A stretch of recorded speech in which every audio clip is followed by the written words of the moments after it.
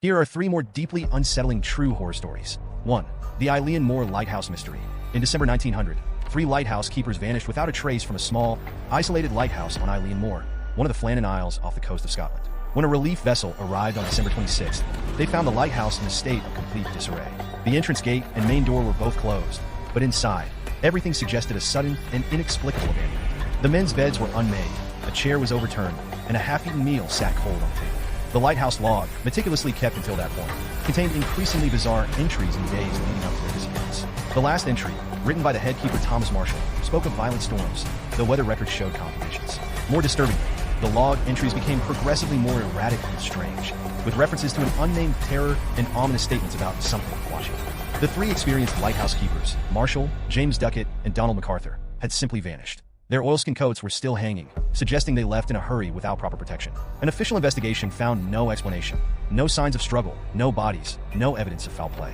Theories have ranged from a freak wave sweeping them away to supernatural intervention, but the true fate of the Flannan Isle lighthouse keepers remains one of the most haunting maritime mysteries in history.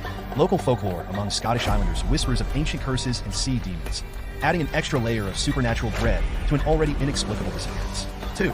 The Dancing Plague of 1518. In July 1518, in the city of Strasbourg, Alsace, then part of the Holy Roman Empire, a woman named Frau Trophnia stepped into the street and began dancing. She danced without stopping for days, and within a week, 34 others had joined her. Within a month, the number had swelled to 400. These weren't voluntary dancers, but people seemingly possessed, dancing uncontrollably to the point of exhaustion, heart attacks, and death. Some danced until their feet were bloody and raw, others until they collapsed from pure physical exhaustion. City officials, believing the dancing was a medical condition, actually made the situation worse by setting up a stage and hiring musicians, thinking the afflicted would dance the madness out. Doctors declared it a hot blood condition and recommended more dancing.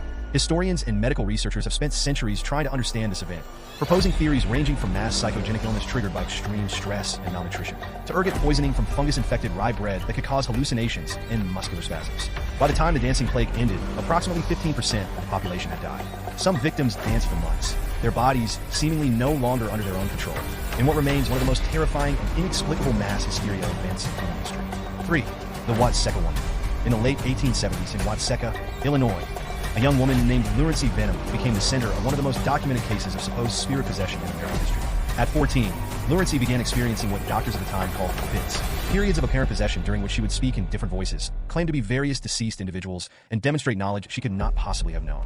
The most chilling aspect involved her detailed descriptions of the life and death of Mary Roth, a young woman who had died 12 years before Lurency was born. During her possessed states, Lurency would provide intricate details about Mary's family, her childhood home, and her personal belongings, details verified by Mary's parents, who were shocked by the accuracy.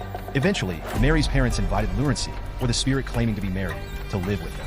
For months, she lived as Mary, recognized Mary's childhood friends, knew intimate family secrets, and behaved exactly as Mary would have. Then, just as mysteriously as it began, the possession ended. Lurency returned to her normal self, with no memory of her time as Mary, documented by multiple witnesses, including physicians and local officials. The Watseka Wonder remains one of the most compelling and terrifying accounts of potential spirit possession, challenging everything we understand about consciousness, identity, and the boundary between life and death.